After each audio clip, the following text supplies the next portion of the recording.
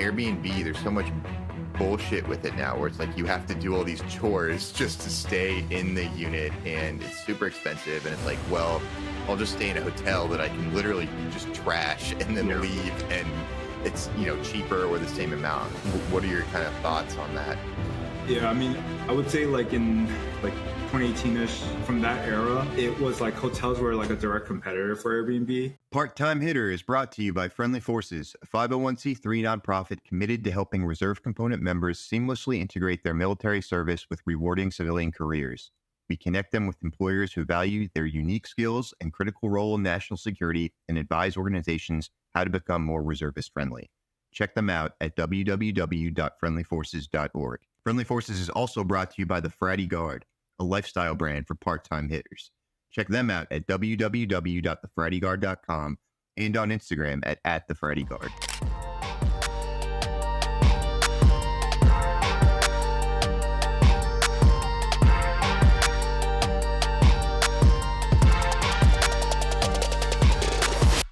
Okay, welcome to another episode of the Part-Time Hitter podcast. I am Eric Evans, your host, and today I'm joined by the brand owner, founder of Millennial Money Veteran.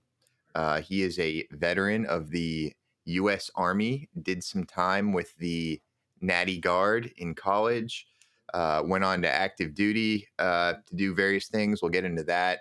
And then went on to a career in various private sector positions, some work in government. And during all this time, he founded a page called Millennial Money Veteran. So Millennial Money Veteran, thank you for joining us. I assume you are a millennial, that you like money, and of course you are a veteran. So thanks for coming on the show, man. I appreciate it. Yeah, then you hit it spot on. I was trying to think of a name, and suggestions were just kind of use your identity, and I just put three things together, and that's how it happened. What three words can I just put together that? No, man, I like it. I mean, it gets the point across, and something I've noticed is that I think especially more junior military people crave good, like, financial advice from someone who kind of knows what they're talking about. So what would you say is kind of the high level, like, pitch of, or mission of Millennial Money Veteran? Yeah, I mean now it's evolved since I started. So initially it was just a way for me to document kind of my financial journey. This was like straight out after I got out of the Army, got my first corporate job, was trying to figure out, how can I build wealth, and then kind of stumbled upon other people documenting their journey. And I was like, let me try doing this when the new year hits, because at that time it was like wintertime, and New Year was coming up. And I just started documenting, through an alias as Millennial Money Veteran. And it kind of evolved when I started growing an audience, and people have been like following me since like the very beginning. And this is like in 2019. And afterwards, I just started putting out more information to help people rather than just like what I'm doing. So a lot of the things that I was doing at the time was, buying real estate, renting out my rentals, investing in stocks, doing the retirement accounts. And then people started asking me questions, and it just kind of evolved into just me help educating people. And, at some point, I just kind of stopped doing the very basic financial information, just because with TikTok, it just became really repetitive. So now I just kind of go through, whatever's going on in my life, and, posting things that, calling out certain influencers who try to make money off people that, they shouldn't really be charging, however much they're charging for very basic information that's readily available. A lot of people, they're pretty much being greedy and taking advantage of these people who are just trying to, work their way up. So that's been going on currently, just because I'm focused on like what's going on in my life right now. But I do have plans to evolve the brand moving forward, though. Well, I like the page. I think it's pretty interesting, the stuff you post, kind of an insider look at the things you deal with as a as like I guess an Airbnb. Uh, what's a super host? I've seen people on LinkedIn call themselves super hosts. Does that just mean you own multiple properties, or does it mean you're highly ranked as a host? Or Yeah, it's an Airbnb term. It just means that you have over a 4.8 reviews stars review, and you've done a certain number of stays with guests. It's just a certain metric that they use to qualify you as a superhost. And the benefits of a superhost is that you get like dedicated support, and you get, I guess, more visibility in the Airbnb search algorithm. So you kind of really, it's almost like it's a basic requirement nowadays. If you are planning to do Airbnb, you want to really quickly achieve superhost status. Because if you're not, you're at a disadvantage just because of how competitive Airbnb is nowadays. um, so what is your main platform? Is Instagram, right? Yeah, it's primarily just Instagram, just because I'm on all the time. I post a lot on my stories, and just kind of, it's really just a fun hobby. And you have a newsletter as well, right? Yeah, I do. So, yeah, I have a newsletter called Spark to Fire. That's just kind of like my own personal thing, and if some newsletter posts are about financial education, some of them is more just about like mindset, or just like life updates from me, and like kind of the reasons why. Like example would be making the shift to from private sector to doing like a year long retirement, and then going into the federal government as an employee. Well, yeah, it's interesting, right? Because your big thing used to be FIRE, so financial independence, retire early, and then I feel like you went through a transition where I forget how you like changed it up a bit, where it was like financial independence, Next something else. endeavor. What is it? Next endeavor. Next endeavor. Okay, so it's It's fine. fine. Yeah. Okay. Did you coin that or No, I no? saw it, and I was like, this. I saw it, and then I was like, this perfectly describes my situation right now. Yeah. Um, I mean, like I said, man, I think the a lot of the information you put out is pretty interesting. Just getting kind of an inside look uh, at different things. I know, you've well, actually, let's take a step back. So, because this is the part time hitter podcast, I did mention that I think, what were you, an SMP cadet or something in college? Yeah. Okay. Yeah. Well, I guess since we're trying to stay somewhat anonymous here, I never quite understood the point of SMP cadets. I guess it's just a learning experience for them, but the units I was in that had them never knew like quite what to do with them, and then just kind of like stuck them next to like some random PL or excess lieutenant and like shadow this guy for a bit. What was kind of your experience like as a SMP cadet? Yeah. So I was like I was an E3 at first when I finished OSET, and then I went into my first unit in the guard. I was an E3, so I was doing the Oh, basic okay, grunt work. gotcha. And then, but they all knew that I was an ROTC. And it was only about a matter of time before I became an SMP cadet. So I went through 1 year as just a regular enlisted guy. During my junior year, I contracted with ROTC because I wasn't a scholarship. So if you're a scholarship, you don't have to do all the S&P stuff. You get your school paid for and all that. So I contracted with the ROTC in my junior year. I became a S&P cadet, so I had like a little circle as my Right. rank. And yeah, and during that time, it was like I wasn't I wasn't enlisted, but at the same time, I wasn't treated like an officer. It was more like I'm just there to observe, Right. even though I've been with the unit for a year at that point. But I wasn't made to do any of the stuff that the regular grunts do. Yeah, I It was just more remember like observing. we had one. I mean, he was my buddy, but we had one. So I was an enlisted guy for a bit too, and I guess he made the mistake of telling us like what rank he was paid at as a SMP cadet, and I can't E5. remember if it was me or someone higher ranking than me that was like fairly pissed off that this guy was getting paid as like an E5 or an E6 or something, E5. and Yeah. E5, yeah, and but yeah, man. So that's good. We always like to see somebody, with ties to the part time community. Obviously, then you you graduated, you commissioned into the regular army. Um, what what did that look like? What was your branch and all that? Yeah. So at that time, I actually didn't plan to go active duty. I knew that I can just get a LOA, letter of acceptance, to a guard unit, and I can, kind of rescind my, active duty slot. But I was like, kind of like, I was just curious. Like, I just want to see what happened. So I put in for quartermaster because I was like, all right, well, I wanted to go in aviation, but I didn't want to do that. So, because Yeah, my plan was yeah, always do sure. my initial contract, get out. But I was still planning to go into the corporate world. I already had 2 internships when I was in college. I did well in college, so I was pretty set. I was working. I was planning to work in New York City. At that time it was like 2015, so I was aiming for like 80K, 90K salary, which is pretty good back then for entry level. And yeah, I got slotted for a quartermaster, which was the first pick I chose there. And then I just started thinking about it because at the time I finished my internship and I was like, I didn't like doing it.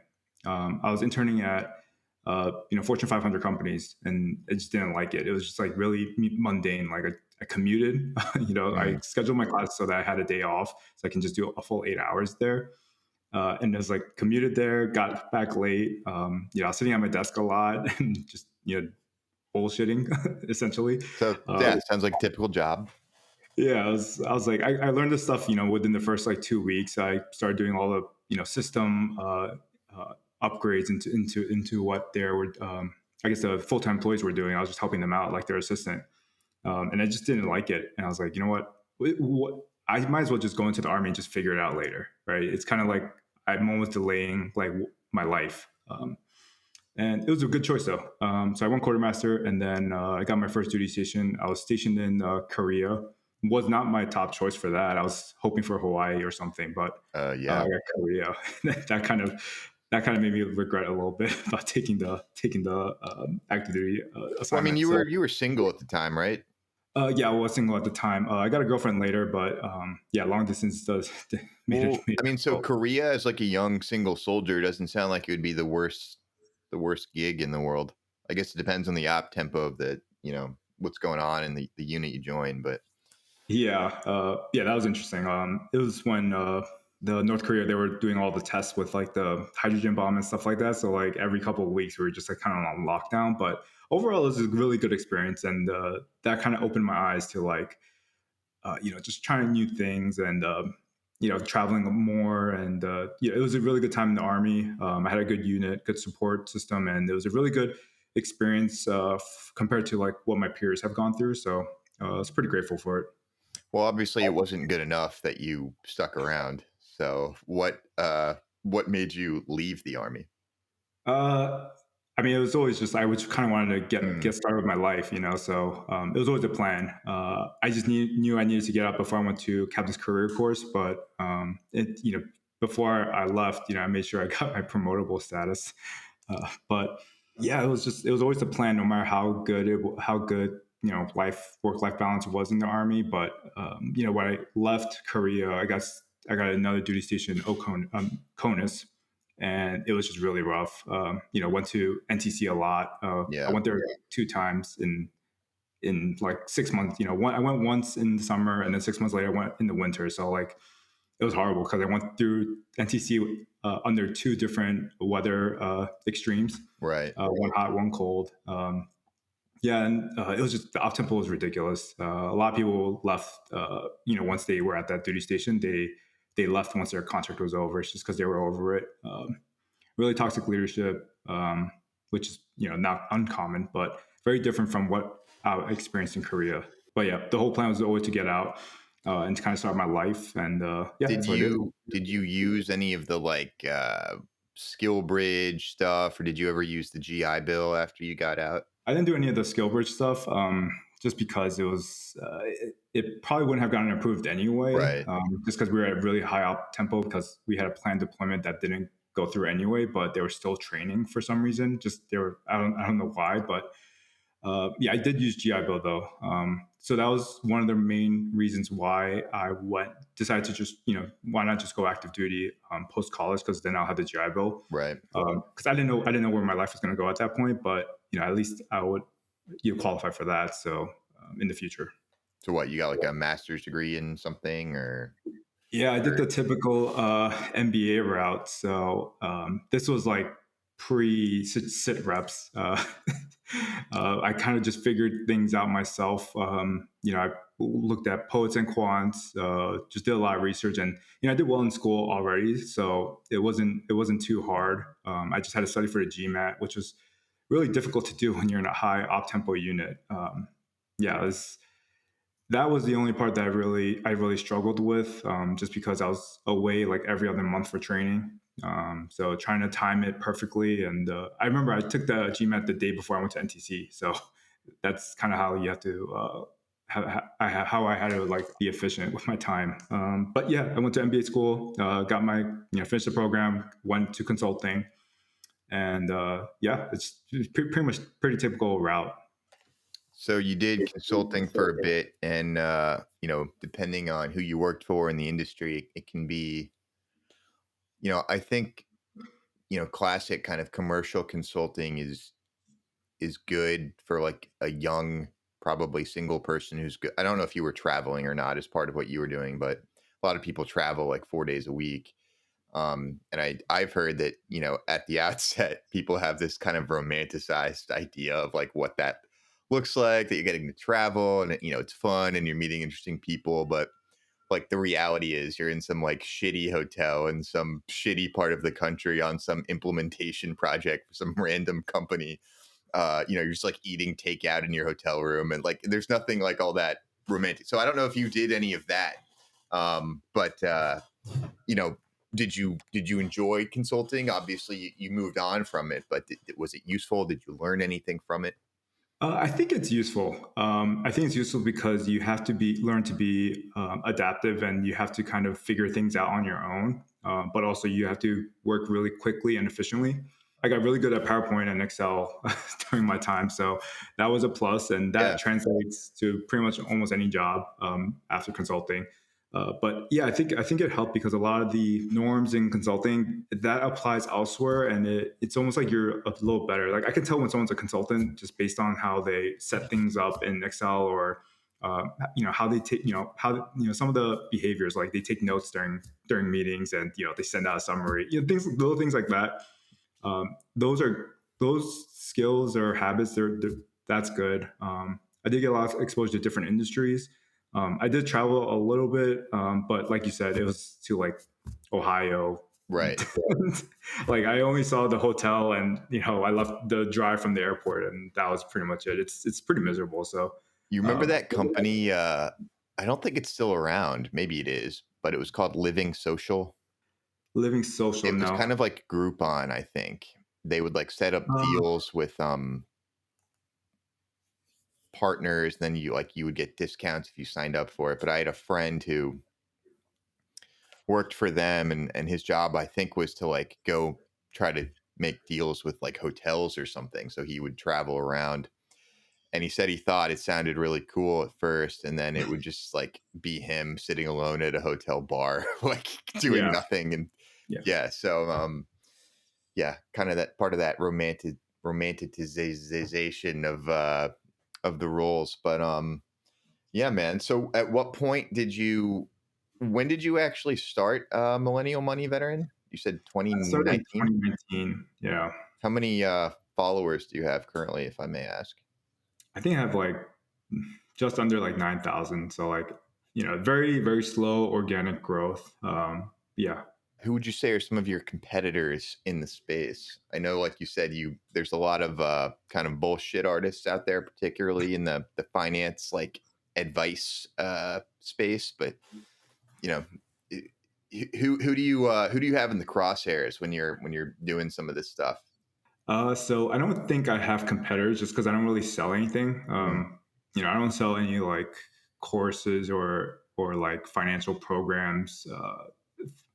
Some of the market the prices of some of these things, it's ridiculous. It's like $8,000, and it's like for what? Like a person to just have weekly Zoom calls with and Well, but tell I me always what wonder, is anyone actually buying these courses? Like what kind of person that yeah. has that money is stupid enough to spend that money on something like that?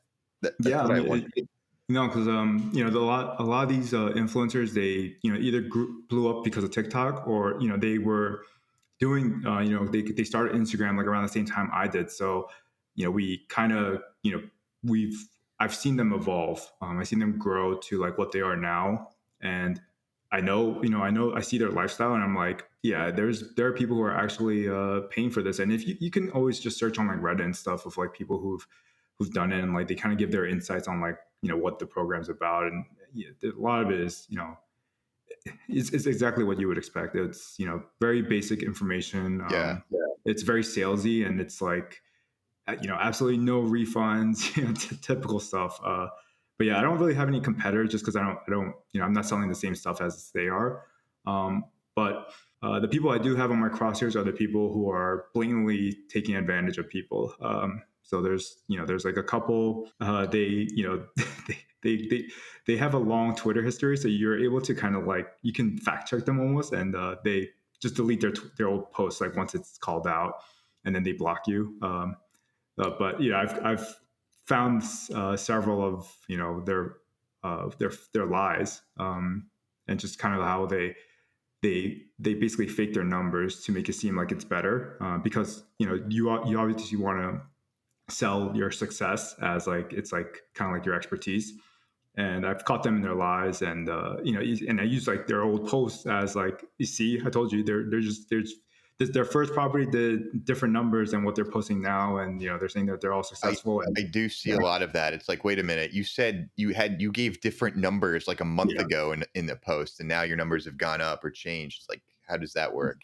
yeah. And I do my research. So, like I've found their properties. Like it's under their names. Like I can look in the county records. Like I know what properties these are, and like I'm like literally looking at like a Google Maps street view. I'm like, this is like a piece of garbage. Like this is like $120,000 home, and you're talking about this much cash flow. Like this is like a home built in like the 1940s, 50s. Like, and your water heater breaking down, like your entire cash flow for like 2 years is gone. So it's just like ridiculous. But yeah, Have, those are the people I call out just to prevent other people from falling for it. well, I've thought this for a long time, and only recently have I seen people kind of mention it. But there's so many of these people who say, I'm so successful in this business model, I'm making all this money. But then if that's true, then why are you dedicating all your time to selling courses about it instead of focusing on your core business model that's making you all this money, right? It's like, Exactly. it doesn't make much sense. So clearly your real business model is selling these courses or whatever it is, and not, the thing that you purport to make all this money doing. Um, Yeah. there's yeah, I can think of a couple. There's a guy on LinkedIn that I don't know if you hang out on LinkedIn at all, but SitReps is always calling out this one guy on LinkedIn who's actually a West Point grad himself. I forget his name, but he's like, it's the same thing. It's like, you have posts that are very recent that like you just said you own this number of properties, and then 3 weeks later the number is different, and then amount of money you're making is different. I'm Yeah. curious. I can't remember his name, and so SitReps calls him out a lot, which is good, but it's also bad because you're actually helping that guy's engagement when Yeah. your page comments on it. And so SitReps might actually be helping him more than he's hurting him. But so you have like a number of rental properties, correct? And are you actually like, do they actually make you like positive, like decent cash flow? Yeah. I mean, now I own only three. I sold two in 2022 at like the peak. Like the prices have now gone up above what I sold it. So I timed it pretty well. But yeah, the three that I do have currently, one's a short-term rental, purely a single-family house. Another one's same thing, and another one is a duplex. It's a duplex, but has a guest house, and that guest house is like the Airbnb, and then the duplex is just I just have it as long-term tenants. And yeah, gas was only because I bought it in 2020, 2018. Like I bought it a while ago, so it's like, uh, but if I were to buy it now, like no, it wouldn't cash flow just because of interest rates and like the price appreciation.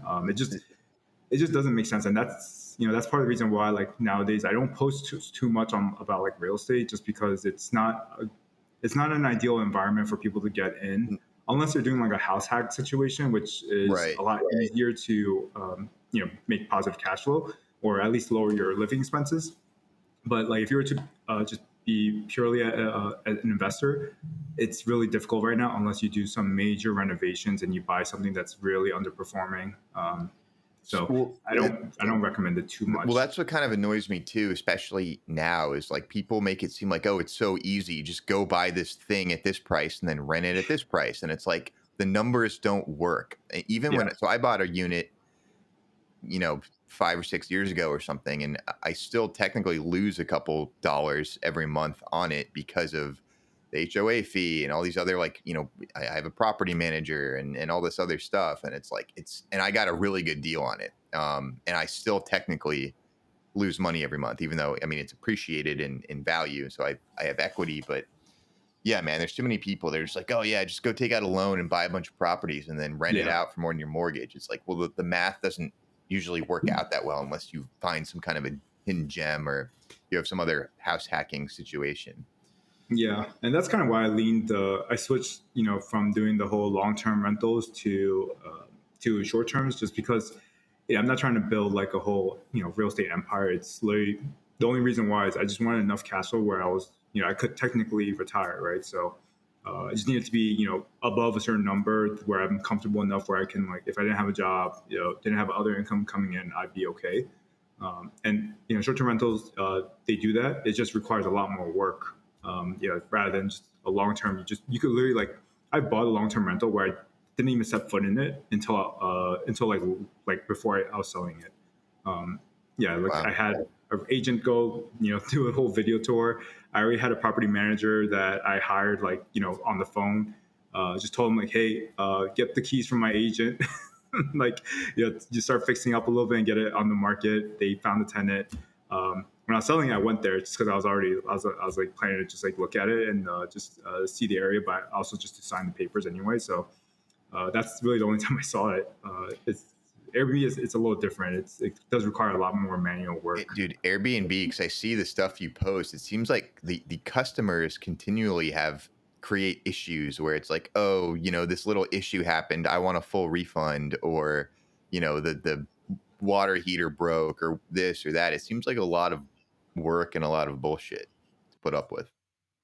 It is. I would say like maybe one out of like seven is gives me some issue. That's a Like lot. maybe it is a lot if you yeah, it is a lot. I would say like at least once a month I'm dealing with a difficult guest, but most of the time I don't even talk to them or I don't even like message them or anything because everything's automated. So like when they book, I send an automated message to confirm.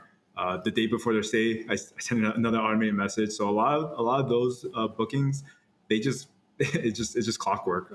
But the ones that do give me issues, yeah, they complain about something, and it's like, is it really something you want to complain about? Like, is it really worth it? Like, I personally wouldn't, but everyone's a little different. But yeah, and then they have like ridiculous demands about like, I want a refund for the entire full stay. It's like you're already like on your last day, like Right. Like it's eating the just whole crazy. entree and then being like, that sucked. I want a refund. Yeah, and I Um, just leave it to Airbnb to deal with it. I just tell them like, yeah, just reach out to Airbnb support, and then I just kind of like, and they usually agree with me on like everything. So sometimes I admit like, oh yeah, this is bad on my part. Like something was missed or something like with the cleaning company. I just take ownership of it. It's like, all right, that it happens. Like it is what it is, and I just take ownership of it, and I just kind of refund them either like the cleaning fee or like half night stay or something like that. Usually they're okay with it. what do you think about kind of the phenomenon similar to like Uber and cabs, where like Ubers used to be super cheap and like reliable compared to like taxis, particularly like where I live in DC, where like cab drivers were notorious scam artists essentially. But then, Ubers started getting so expensive that it's like actually like a cab is cheaper. And then now cabs you can pay with credit cards and they have their own like Uber type apps. So similar to Airbnb, it's kind of like Airbnb, there's so much bullshit with it now where it's like you have to do all these chores just to stay in the unit and it's super expensive. And it's like, well, I'll just stay in a hotel that I can literally just trash and then Yeah. leave and it's, cheaper or the same amount. What are your kind of thoughts on that? Yeah, I mean, I would say like in 2018ish, from that era, it was like hotels were like a direct competitor for Airbnb. But nowadays, I think that they serve different customers, essentially, or different guests. I think Airbnb is more catered towards the group trips, the couples getaway. That it's a really nice scenic view, and it's like has nice touches to it, or it's like an experience type of one. And the ones where the Airbnbs used to be like, oh, like stay in my bedroom, my bedroom like is shared in the same house with me. Like that stuff, I think is like doesn't work. You'll get like really bad guests. It's just like not even worth it, in my opinion. Like that, those type of guests are out of the picture. If it's like if you're in like a major city and you're trying to get your apartment to be rented out on Airbnb, like that's not going to work because hotels are. I feel like hotel prices have gone down over the years, just because there's less travel, and the hotels serve those customers better. And you're seeing a lot of people drop off of Airbnb because they're not making money. And the ones who are staying are the ones where they're focusing on like the group trips, like at the vacation spots, like think about like the Poconos or something like that. And then you have like the ones where they're building like really cool experiences, where it's like a couple's getaway, or it's like a glass house or something like that, Right. or it's like a getaway cabin that has like an A-frame. Like those are the ones that are doing. I feel like those are the ones that are doing really well and will continue to do well. Do you what's your like occupancy rate? Are your units generally pretty much always rented out or It's seasonal. So I have one, the guest house. That one is where I'm focusing. Well, I guess the typical guest who books there. This one is more of like the people who are transitioning. Either they're moving out or they're moving in, and they're trying to either find their apartment or they're trying to. They need some time to move, so they need somewhere temporary because their lease already ended, but they're planning to move anyway. Those are the ones that I target, and that one's always every month. It's always booked. But it's a small unit. It only makes me like 1,400 a month, which on top of the rental income that I already make from you the big like, profit 1,400 a month? from just that unit. I And mean, that's pretty good. yeah, it's consistent too. So that was the first one I ever tried. It was almost like an experiment, and just month after month, just completely booked out. And I'm like, okay, like I guess let's just keep it. And that was almost 4.5 years ago. So Wow, that's awesome. um, and then the other two units, those are a lot more seasonal. So I have one in the Smokies. That one, it does well in the summer, in the fall. Winter, it's a slower, just because the weather kind of gets unpredictable there. And then it starts picking back up in the spring. So right now it's really slow time. I only have like maybe like 2, 3 bookings in like June, and I mean in January and February. So those are months I lose money on that cabin. But if you average it out, month to month, like all of my rentals, they pretty much cash flow about like 6, 7 thousand a month if you space it out across So the year. you're netting that per month? Yeah. So Damn, after dude. doing fees, I don't pay as someone to manage it because I manage it myself. I just pretty much use like technology to kind of help it.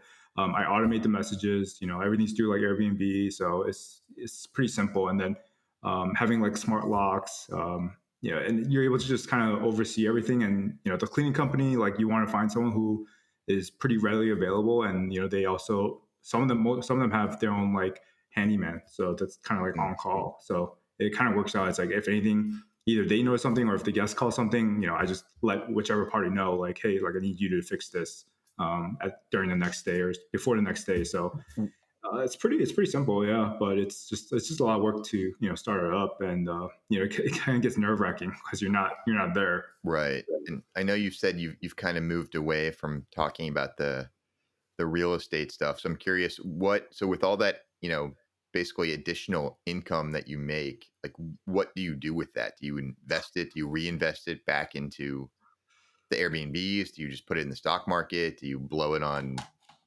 crypto, or what do you do with it? Yeah, honestly, good question. I was thinking about this like the other day, and I never really enjoyed the fruits of my labor. I just kind of like I just keep it, and I just put it in the stock market, like in index funds. It's really boring, but yeah, it's just like I don't. Yeah, I just like it's a part of me just doesn't want to blow money on something like ridiculous. Like like I sold one of my Florida rentals, and I only owned it for 2 years, but it's just giving me so much headache just because of the guests there. They were just like the worst guests. I don't know why. It was giving me more trouble than all my other units combined, and Huh. it was it was just repeat. I don't know what it is, but I sold that one, and I was able to make a profit, even though it was only like I only owned it for like 2 years. I made back my money that I put into the property to like furnish it from Airbnb, and then the appreciation was essentially what was I'm getting as profit. Basically, I made all my money back for like all the costs that I put into the place, and then when I sold it, I made about 90K just in appreciation. That was like pretty much the only profit I made from that property. But the idea of like I went through all that for 2 years, like for 2 years, and then for 90K, like I could blow the 90K like on like a really nice car, but it's like Well, and that why would 90K, I? that was before or after, like, That was the before. That was before fees and taxes. taxes and all that stuff, and like, Yeah, so I paid like my tax bill for that year was like 15K just because of that property. Yeah. so outside of kind of Airbnb, real estate stuff, or calling out, financial influencers that are kind of scamming people. What else do you use the page for? What else do you sort of try and teach people about or talk about? So that's kind of what I've been kind of figuring out. Like if you look in my page, it's kind of the topics like it ranges. It ranges from like consulting. It ranges from real estate, from calling out influencers to like just like personal finance information. So I was trying to think of like what's a way I can like uh, kind of rebrand myself, kind of rework like how what my page is for, and I was like, well, I'm in a period where my work life balance is, or it was great, and I was planning to.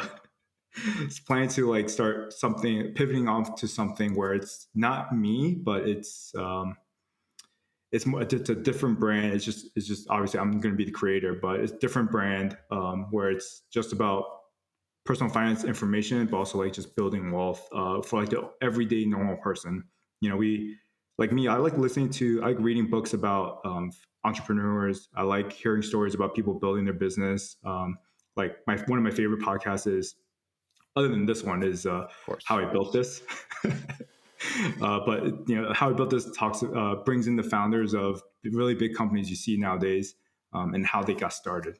And I always think it's interesting to hear that type of those type of stories, just like with the struggles that they went through, like the things you wouldn't know unless you actually ask the person going through it.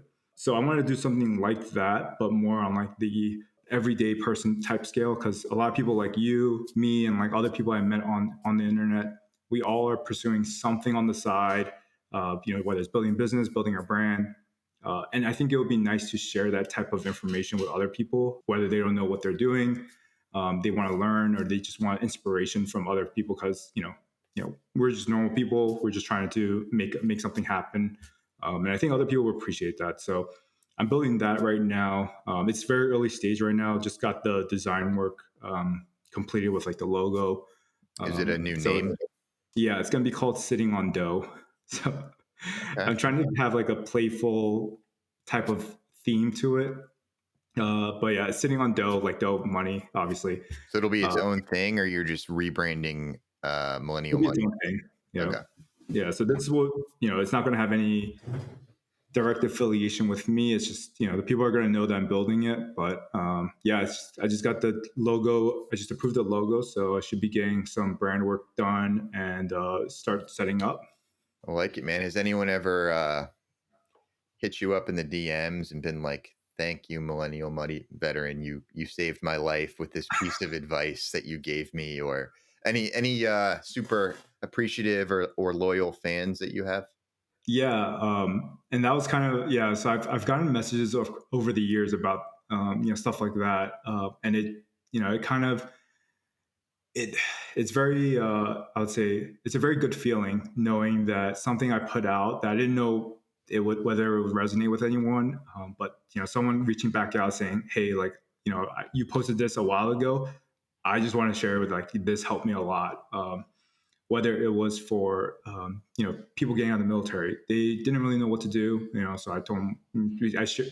They looked at my history, and it kind of resonated with them. And whether they applied for like MBA school or they bought their first property, they dived into Airbnb, and then back in like when it was profitable, and they're doing well now. So a lot of things. A lot of these stories, it's nice to hear, and it definitely gives me some motivation to kind of keep going at this. So I continue sharing because I don't know who it's reaching, but hopefully it's reaching someone. And sometimes I find out. Have you gotten any hate messages? Those are fun too. Surprisingly, I didn't, and that's what kind of it's like a little yeah. It's I'm surprised that no one really hasn't. I mean, they might hate me because I'm calling them out. They block me or something, but I never really got a hate message or someone talking bad about me, and I'm hearing it from someone else. I never got that, and I wish that I got more of it. But Oh, it makes great content. I will say my work with Friendly Forces, I've been, I've there's been times when I felt very beaten down by it because, especially at the beginning, there was a number of people who didn't get it. They're like, "This is a stupid idea," or people from industry who are like, how dare you say our company isn't military friendly? Like, I'm going to crush you, sort of thing. And I would start to sort of question what I was doing, but then I get all these messages from service members saying, "Dude, this is awesome. Thank you so much for doing this." And that's kind of what has sustained me and kept me going through the ups and the downs of you know whatever you want to call it, entrepreneurship, I suppose. And at some point, maybe I'll go on one of these, like, what was that podcast you mentioned? how I built this, How I Built This, and yeah, by NPR.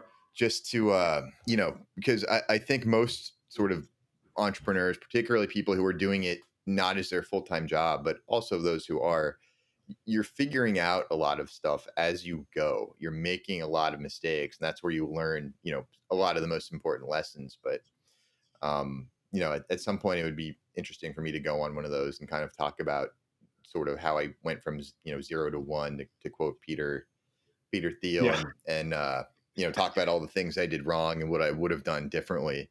yeah. Looking back, you might be like, maybe I shouldn't have bashed them too hard. Which, yeah, I did end up changing that after a number of conversations. So now I like only focus on the good companies, Good and I to don't go. Yeah, publicly yeah. look And at the other ones. I've noticed that, but I guess I'm in that stage where I'm doing it for the good of other people. The bashing with those influencers who just take advantage. But yeah, I mean, I just think it. I mean, it helps. But yeah, I agree with what you're saying. It. I think I like what you're doing with Friendly Forces because as someone who's already gone through the transition, uh, I wish that this type of I guess information was more readily available, and it was just kind of like at that time when I got out, I was relying more on like what other people were saying, and talking about those recruiting agencies, like the big name ones, and I was just like, I'm like, I'm not doing that. Like that's not where I want to go, and the pay sucks also because I had high expectations, so I was like, yeah, I would have been making more than that by now, if I didn't go in the army or something like that. So, for other people, it works out, but for me, it was like, yeah, these services, like it doesn't really fit what I'm looking for. But yeah, it's a lot of people take advantage of like the military folks transitioning. I've been Oh to some yeah. of those classes, whether those hiring events or whatever, and it's just very like subpar, and it's just like it kind of feels like I'm just being sold. That's I don't have like true data to back this up, but that's 100% what I think a lot of it is. It's a whole industry in and of itself for Exactly. for people to sort of monetize that veteran transition in some way. Yeah. Yeah. So yeah, I think people appreciate like authentic, insight from people, whether it's yourself or me or sit reps or somebody like that, saying like, this is bullshit, this is what works, this is what you need to think about, this is how to do it. There's actually a guy who I want to have on the podcast at some point. He started a website called Rate My Skill Bridge, which is kind of similar to Friendly Forces in some ways, in that it's like an authentic rating system of like some of these skill bridge programs, because a lot of them apparently are just garbage, right? They have no intention of hiring you after they get your free labor, or they bring you on and like they have you do nothing for 3 months, like you get no value out of it, and then you don't get a job offer anyway. So there are a lot of that, and another good one is the Vet Tech program. Have you heard about that? Maybe. So the Vet Tech program, it's like it's to help folks who are to learn some technical skills. So it could be cybersecurity, it could be cloud, it could be coding.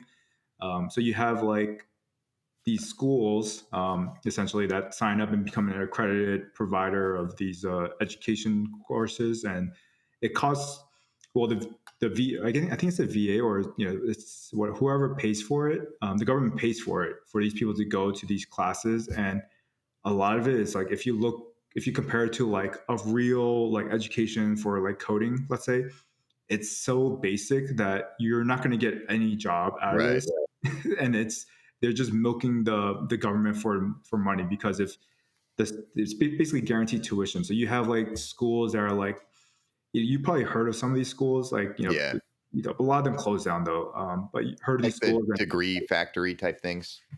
Yeah, but it's for like those coding boot camps. Yeah, I've heard bad stories about those. Yeah, it's just a mechanism for them to collect the funding and provide no actual value to the service. Exactly. And they don't just target like the normal person who wants to get into coding because they heard it's the hot new career. They really focus on the veterans because it's guaranteed funding. Like they're gonna get the money. So it's kind of it's crazy. And there was actually one recently. Like within the last year, they were actually called out. They actually filed for bankruptcy, but the person who's involved had some ties that this guy is not a good guy, and somehow he was running the school, and it's only blowing up now because the school went bankrupt and just basically left all these people like in the dark of like what happened. But yeah, it's interesting how there are industries that just rely on preying on veterans.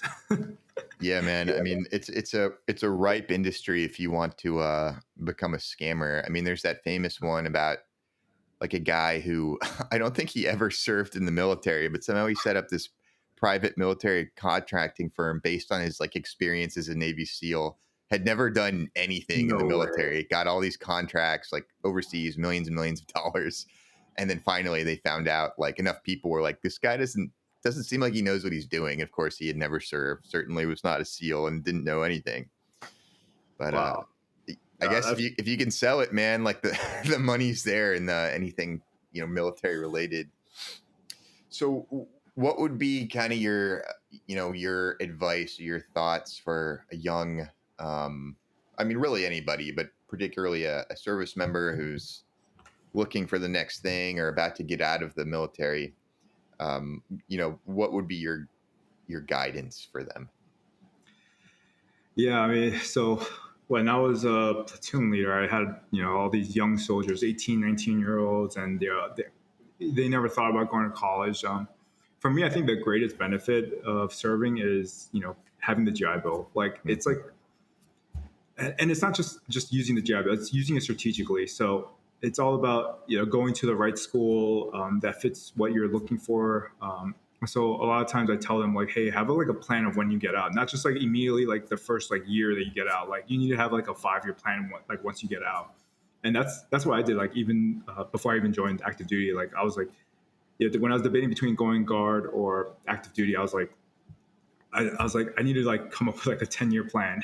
And I was like working on this for like 3 weeks because I was like, it was like such a big deal. My life's going to change whichever direction I go. So I had made a 10-year plan for each, either whether I went guard or whether I went active duty. And I went active duty, and the plan was I'm going to do my time. I'm going to get my MBA. I'm going to go into consulting. And literally, like I just hit everything I needed to do. And then, once I got there, I was like, yeah, maybe I finished my 10-year plan, whatever. I'm not, I think I'm gonna change my career now, but at least it gave me some stability and some trajectory in like where I was going. But I would recommend for folks to have like a 5-10 year plan of like, once you get out, like what's your plan?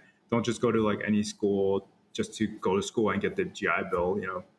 Figure out what you want to do and like how to get there, and be strategic in like your GI Bill. Like for me, like for example, going to MBA school, a lot of people have MBA degrees, right? But MBA degrees from like a ranked 70 school doesn't mean anything. Like, yeah, you might learn the same stuff, but it doesn't mean anything because you don't have those exit opportunities that a T20 school would have, like, or like M7 would have. Once you get into, like, if you're planning to go to MBA school, like definitely go. I would say no more than like top 25 or whatever, and kind of you have to also look at the program itself, like where do these grads end up going? Look at the employment reports, see what careers these people go to, and like who's hiring from there. So, I went to a top 15 school, so and it worked out in my favor because I did my research. Do you think the value of an MBA in the current market has gone down? For whatever reason, Reddit thinks I care about like our MBA, even though I never subscribed to it. But I see all these stories about people going to like top MBAs, Harvard, wherever. They have all this debt and then they can't get jobs. And I don't know if that's just the Yeah, current market or if those degrees just aren't as valued, right now. I think it's both. I think one, the value has gone down from like a perception standpoint, and but two, I think also it's just a tougher market, to enter as a fresh grad. Firms aren't hiring as much. They're being a little more careful, just because there's a lot of uncertainty. But if I were to pay for my MBA, I would not have gone. Right. Yeah, because it's a JIBA, it's like a golden ticket. Like you have like where you can go wherever you want and not accrue that debt that hangs over so many people. I had classmates, and it's like I didn't want to talk. I didn't talk about like, oh yeah, I'm getting mine paid for or anything. Like they knew, but I overhear things where they had to pay like 20K for a quarter or like a semester or something. I'm just like 20K, do the math real quick, and it's like, damn, like I can't imagine paying that as a mid-20s person and just accruing that debt. It's Did you have it's to pay anything for yours, or did GI Bill plus Yellow Ribbon like cover it all? yeah, the JAB will cover everything. Yeah, I got the whole BH, I mean, got all that's the that. other thing too. They're paying for the tuition and you're getting the monthly stipend, which is pretty sick. Yeah, super. It's that's what I'm saying. It's like a meal ticket. It's like you don't have to worry about anything else except just doing well. Like once you get into your MBA program, start networking, start practicing for your interviews. Like learn the skills that are required. Be able to speak on it, and it's like you could change your life like that. Yeah, I mean, like looking back now, like I didn't really need my MBA for where I am now, but it was a really good experience. It did get me that consulting job that I probably wouldn't have gotten if it wasn't for that. At least not in the MBA pipeline type Right. way. Yeah, so I mean, I worked in consulting for 6 years, and it was like, yeah, it was a good experience. It got me to where I learned a lot throughout that time. But yeah, I wouldn't pay for it though, to be honest. I would I, probably just kind of figure it my way home. I guess the other thing too is, especially now that I mean, you don't have to use the GI Bill necessarily to go to college or grad school. You can use it to get you know uh, advanced training in sort of niche specific areas. So if you're like or an aircraft mechanic or something, like you can kind of upskill in that area and make a ton of money. In a more traditionally like not like a white collar job at Amazon, Yeah, but some other thing, without having to go get a degree. So yeah. If you want to be a pilot, you could use it for flight school. yeah, I know. So yeah, man, one of my buddies was an armor, like a cav officer in the army. I worked with him at PwC as like consultants, and then he decided, fuck it, I want to go become a pilot. So he used his like GI Bill to go to Embry-Riddle and got his pilot's license, and now he's like a what do you call it? He flies like rich people around in their private jets or whatever. That's so cool. And I don't know if how much money he's making. I think there's like it takes a while to sort of Yeah. make a lot doing that, but he seems to enjoy the life a lot more than Yeah. the consulting Yes. world. Yeah, I think that's a lot of people who enter consulting. Like they're just you're like you're at the whims of your client, right? So it's you go from that environment where you have to do everything the client says, and you have to like satisfy their every need, and then it's just it's stressful, right? If you have a tough client, it's just you're spending hours on something that they look at for like 5 minutes, and then make a decision or whatever. It's and you're going from that environment, and then like you kind of realize that like I don't really like the prestige or whatever. It's not really all that it's meant out to be. And then like you have folks like your buddy and like me, where we're just like, yeah, I don't really care about making like money and consulting like that anymore. It's like I'd rather have my life. Yeah, but that's the thing, man. You have to kind of experience that Yeah, to understand that like there's actually a higher level of not having to do all that. Like you get the yeah, job, you get the title, you get your little business cards, and you do that. It's like, you know what? Like real wealth or real happiness is like not having to do this. But yeah, you really only figure that out after you've done it for most people, I think. yeah. And you gotta realize that life can get a lot worse for you to appreciate the simple things. But yeah, it's a hard lesson to learn. But I learned it the hard way of being on 60-hour work weeks, and just when work like bleeds into your weekend where you just can't stop thinking about work. Like that's after doing that for 2 years, like I was like, I just can't do this anymore. And but luckily, yeah, it all worked out. And now I'm in the federal government. What is typically what they would consider as a tough week is like it's still like the easiest day I've ever had. Right. For now, man, we'll see how things Yeah, yeah. shape out. Are you able to sort of talk about the life of a? Well, I guess it's going to change, so there's almost no point. But um, yeah, it's I don't want to because there are or were a lot of sort of perks to working for the federal government, but many of those may sort of evolve here very quickly. So, in general, would you recommend so far from your experience government work? Uh, I would say I would only recommend it if you know where you're getting into. So it's you're not making as much as your peers are in the private sector. You it's kind of it's more I guess let's say it's less exciting, but it's I have really great work life balance. I have a great supervisor. It works out well for me, other than the whole RTO thing. But my supervisor, he's flexible, and he's accommodating. He understands the situation. Like this is not really what I signed up for. But we're making the most of it. I would say as long as you know what you're expecting, then it's good work. Find the agency that you want, that you support the mission for. So that's the main reason why I actually enjoy my work now. In consulting, I did not enjoy any of it. Like like not a single bit. I learned a lot, but it's like, why do I need to know this? Like I'm never going to use it again. Like Right.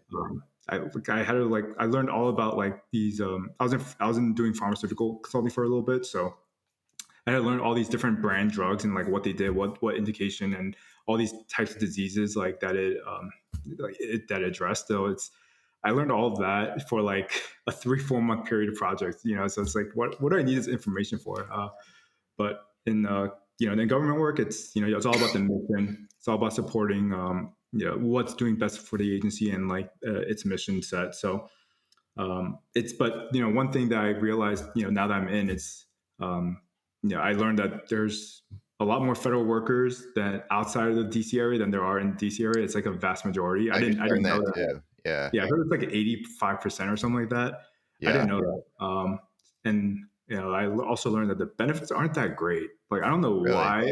Yeah, it's really not. In consulting, like you're like health insurance, like how much did you pay like every paycheck? I For feel like like your I pay a lot currently. what about a PwC? I don't remember. It was probably decent. Yeah, at Deloitte, I was paying like, I think I was paying like maybe $70 or something, or 40, $50. It was something really small. It was like less Mhm. than 100 for sure for just me. And then, I go into federal government. I'm like, I'm paying, and the Deloitte one's a PPO plan, so it's, supposed to be more expensive. Even like the high deductible plans in the government is like double of what I used to pay. And it's like people were like, yeah, the health insurance coverage is great. And it's like, it's really not. Like you're paying double than like what I would be paying in the private sector. But also, it's, I'm paying a high deductible plan. It's not a PPO. If the PPO, it would be 3 times more. So it's Yeah, just that dude. the federal government has a lot of options. They have The, a lot of health plans that you the can choose government from. does, or Yeah. yeah. Yeah, I mean, I think part of that is just generally prices have gone up, but I mean that's another reason. That's probably the single biggest perk of being in the Guard or Reserve is access to TRICARE Reserve Select, which I'm not currently using because there's certain benefits I need from my corporate plan. But if I didn't need those, I would switch over to TRICARE in a second Mhm. because it's probably like 10 or 15% of what I pay now, like monthly, and Yeah. it's good coverage. Yeah, Which brings me exactly. to my final question. I guess if you were to leave government work, what would you do? Would you go get another job, or would you just do build out the things you're doing now, kind of, in addition to your job? And then secondly, would you ever consider going back in to the Guard or Reserve? So the past 2 weeks, it's been on my mind. Like, what should I do? So, and initially, I don't like being reactive. I like kind of weighing things out. And I'm trying to think about like the political climate right now. It's right now. It's the thing like, oh, the Feds, whatever. It's we need to cut spending, and I feel like eventually the message is going to get toned down a little bit, and it's not going to be so much of a focus. And I'm hoping then things will get better. Even if I have to go in every day, like that part sucks. It's a commute that sucks. It's not so much the work. Right.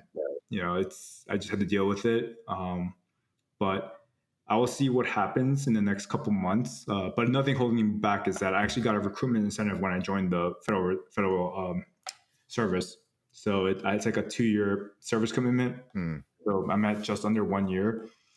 And I was actually looking at the contract. It was like, if I leave anytime before the 2 years, I would have to pay back everything. Hmm. And it was like 26K.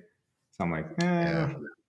it's not that horrible where I want to just pay 26K out of my pocket.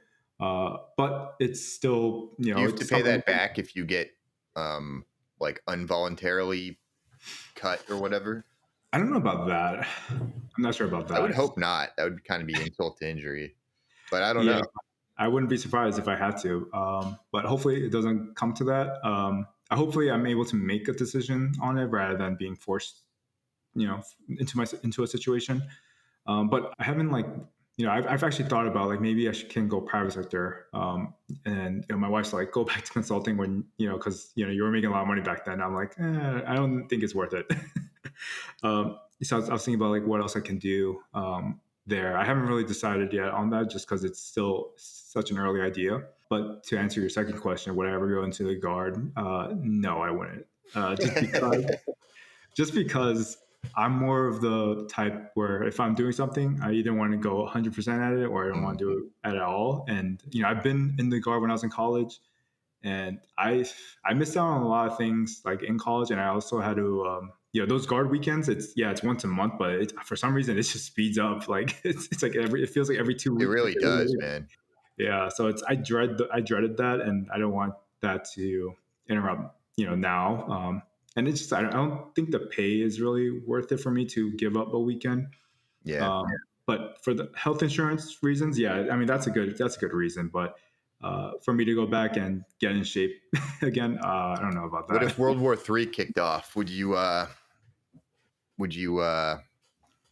be back in the fight if 9/11/2 or something like that happened? If there's a draft, Well, not a draft, but like, we were suddenly at war and you had the option to, you had that itch. I would say it depends on who we're fighting. That's fair. That's I fair. look at, I see a What if lot it of was Canada? Canada. I feel like we got it without me. Like, I don't think I need to be in the fight. Yeah, but it would be such an easy war. Like, so It if we would. went to war with like Greenland, like I'll take that deployment. Yeah, like, get a get a combat pass for Yeah, deployment to Greenland, where we basically just land and then say, all right, this is ours now. Get yeah. a It would be campaign called badge. Operation Suburbia or something. Yeah. Well, all right, man. I think we're already over an hour, but really appreciate you coming on. I know we've been trying to coordinate this for a minute or two, so great to have you on. To the audience, the page is Millennial Money Veteran on Instagram. Potentially also a new offshoot brand coming, sitting on dough. Check him out. Give him a follow on Instagram. He puts out some pretty interesting information. And yeah, man, really appreciate you having you on, and we'll have to have you on and back on again soon at some point. Yeah, I appreciate it. Thanks for the time. All right, to the audience, stay part timing.